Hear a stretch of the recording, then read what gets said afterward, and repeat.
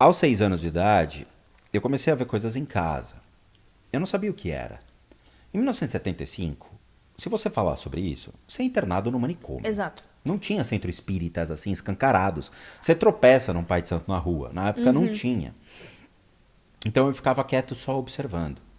Aos 14 anos de idade, eu fui atropelado na porta de casa por um Passat verde a 80 por hora. E o aço galvanizado daqueles Passats antigos. O capô do cara amassou e a frente ficou assim. Eu acordei, eu estava uma casa de distância da minha casa. Eu rolei a rua. Você imagina que se tivesse uns pinos eu fazia um strike. E não aconteceu nada. Só que naquele momento eu vi um túnel branco se abrindo. Eu entrei no túnel e eu vi uma bisavó minha olhando para mim e dizendo: Rô, não é a tua hora, desce. Eu voltei, tirei a poeira e entrei em casa. O cara me levou pro Einstein, me jogou dentro do carro, me levou pro Einstein. E eu descobri que eu só tinha batido a cabeça numa pedrinha que estava no chão e que abriu minha cabeça só. Mais nada, mais nada. Deram os pontos. A partir disso, eu comecei a ter a curiosidade para entender o que era esse túnel.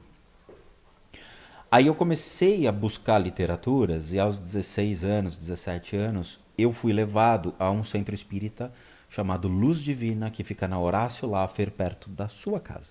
Mentira! Sério, Babado, nem te menina! conto. Vamos lá! E aí eu comecei a frequentar. E aí aconteceu uma cena muito curiosa no centro espírita. É um centro espírita kardecista. Na hora que eu entrei, a pessoa que estava na porta, ela olhou pra minha cara e falou: Nossa, que bom que você voltou.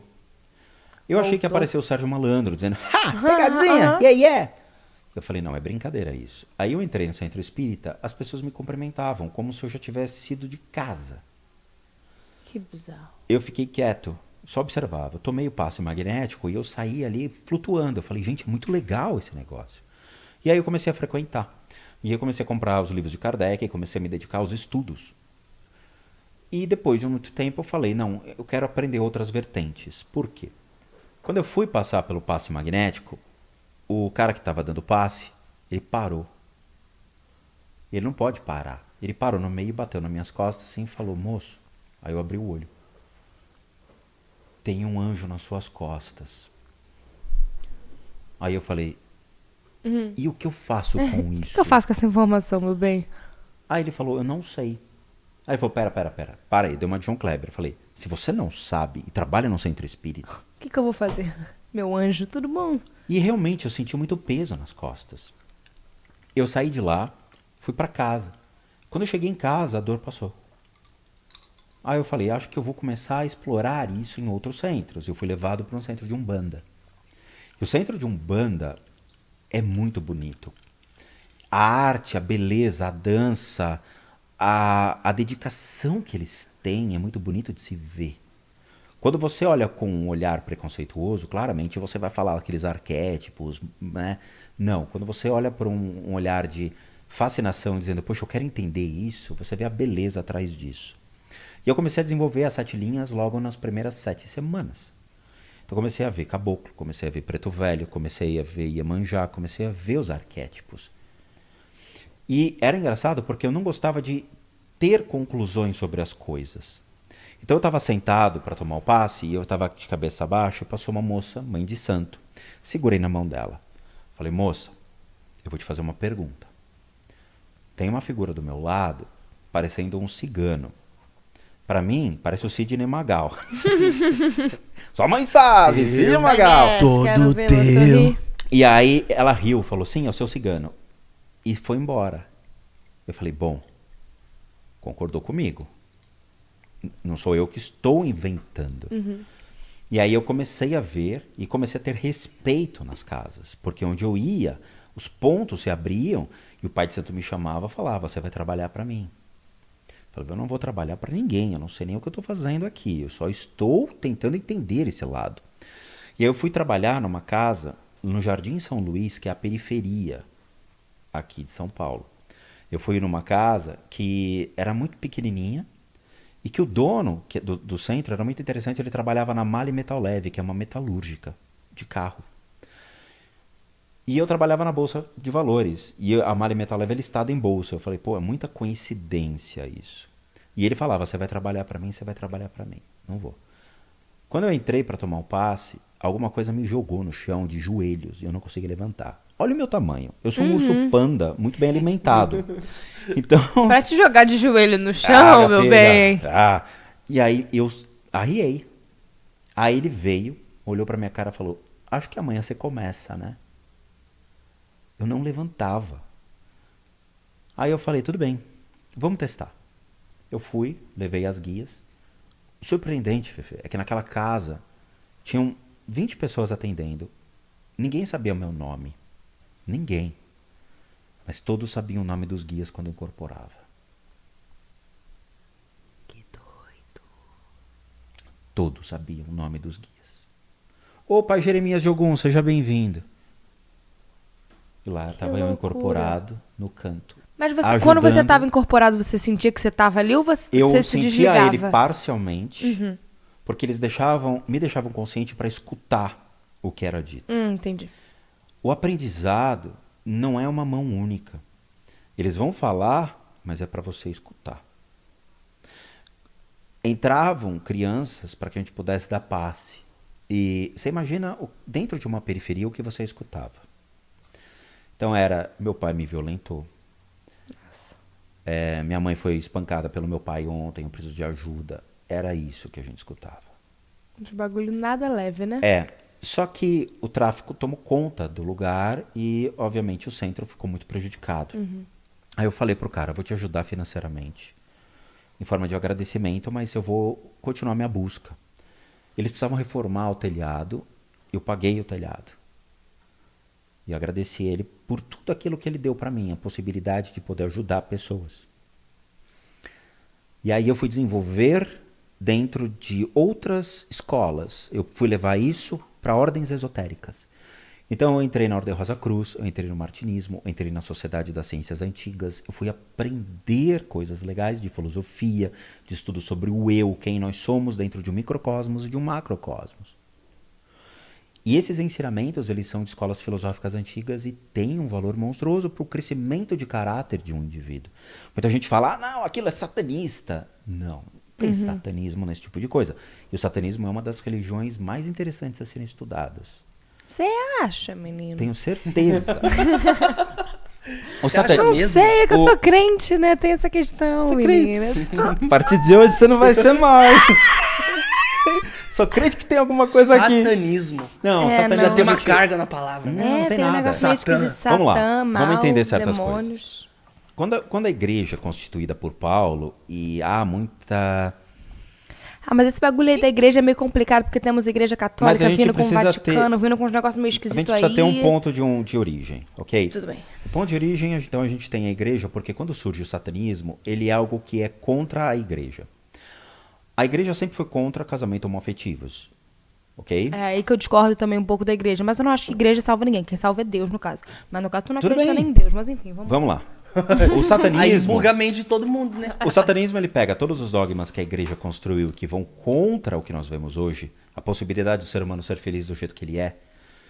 Então, há muita homofobia, misoginia, há muitos problemas na igreja, a gente vê isso, ok? Não tem como dizer que não existe, mas existe. Quando surge o satanismo, ele fala: cara, eu aceito o casamento homoafetivo, eu faço casamentos homoafetivos, eu dou abertura para vocês irem para cá e terem uma outra resposta à igreja. Não existe uma adoração a Satã nesse sentido. O que existe é uma liberdade de você poder ter uma religião livre de dogmas. É isso. Um documentário que existia no Netflix chamado Hail Satan traz exatamente esse conceito. Qual o nome? Hail Satan, que seja louvado seja o Satã.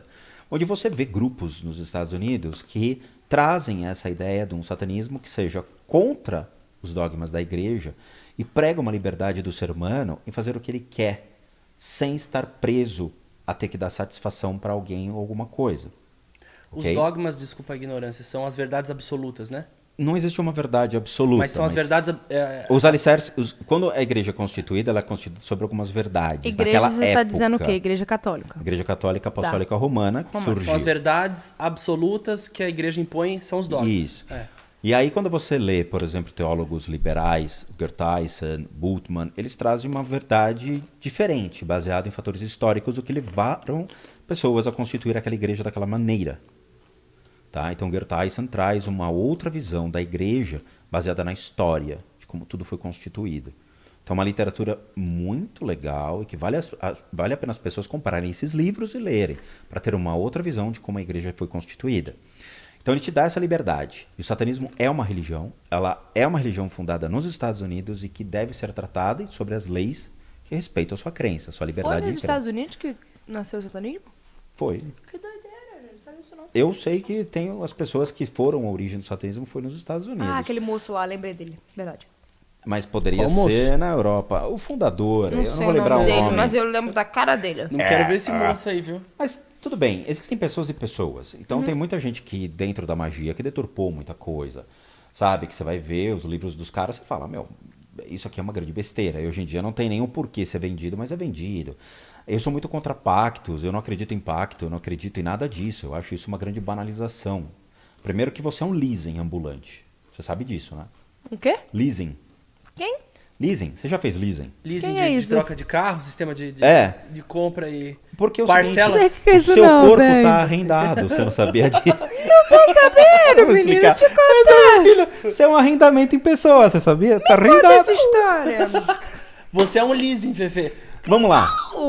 Eu vou te explicar sobre a ótica budista, que é muito legal isso, tá? Tá. Você tem 8 consciências no seu corpo, você sabia disso? Muito bem. Qual é o gosto da batata? Cara, eu acho que é cebola e salsa. Tá bom, beleza. Você tá sentindo ela na sua mão? Então, Então você tem uma consciência que é o tato, Tá, você tem tá. outra que é o paladar. São 5 consciências. Temos algumas aí. Dentro dessas 5 consciências, você tem uma que interpreta as outras 5, que diz, eu quero comer, porque eu estou com fome. Você olha a batata, fala, quero ou não quero comer. É uma consciência que vai te dar a interpretação. Você pega a batata, você sente a textura para ver se ela tá boa ou não. Se ela tiver murcha, você não come. Você coloca na boca, você sente o gosto. Se ela tiver boa ou não, você engole. Beleza? Existem outras consciências que uma delas armazena o registro do seu eu em vida. Todas as suas impressões, todas as suas emoções, tudo aquilo que você, como Fefe, foi constituída desde o seu nascimento até o dia da sua morte, vai armazenar como um registro. Ali pode ser predeterminado o seu karma, ou as relações kármicas que você gerou ao longo de toda a sua vida. Essa consciência que armazena o karma, ela é levada para uma próxima vida, uma próxima vida, uma próxima vida. Então, teoricamente, o seu corpo é um leasing, porque o que está dentro é a sua consciência. Nós temos 2 almas no corpo. Uma alma encarnada e uma alma externa, isso é ensinado dentro do hinduísmo. Quando você morre, a sua alma interna, ela se desapega de 3 órgãos, não vou falar quais são, e que volta-se a uma alma externa e que é levado para o processo de reencarnação. Ok? Então você é um leasing. O seu corpo, ele é só um receptáculo para a sua consciência poder existir e interagir com o Christian, comigo e com toda a realidade. Quando você morrer, essa sua consciência vai largar o seu corpo e você vai para um outro corpo, e um outro corpo, e um outro corpo. Ok? Existem pessoas... Trocar a lataria, né? Trocar o carro. Entendeu? Trocar um pouquinho, Que você fazer venha uma com uma mudança, Ferrari na próxima na vida. próxima vida, Quero ver talvez um eu venha Porsche. como, sei lá. Quero ver um carro turbo. Eu cheguei um Christian Figueiredo. Quem sabe na próxima vem um The Rock, o Dwayne Johnson, mas né? Uma lataria mais forte. O cara lá do Super-Homem, né? O do Super-Homem. Desce eu vi o Christian Figueiredo. Quem sabe na próxima um The Rock. Tem que fazer um upgrade nas peças, pô. Que é, meu? Você chega lá, cara, você chega lá. Eu confio em você, eu confio em Você você. confia? Tudo bem. Na próxima eu venho tirar negócio. Dê-me louvado. Você entendeu o raciocínio? Aham. Isso é interessante. Quando você se insere no budismo, você entende essas relações. Aí você fala, pô, é real. Aí você se desapega do seu corpo, porque você sabe que o seu corpo ele vai morrer, ele vai deixar de existir. Mas a sua consciência não, ela perpetua. E é interessante que quando você perpetua essa consciência, você percebe que o que vai importar na sua vida é o aprendizado que você vai carregar, as habilidades que você vai gerar e as relações que você vai pré-estabelecer com as pessoas. Que babado. Você viu, menina? Tio Spook também é conhecimento. Cara, eu tô tendo uma aula aqui de boinha. Eu te falei que ia falando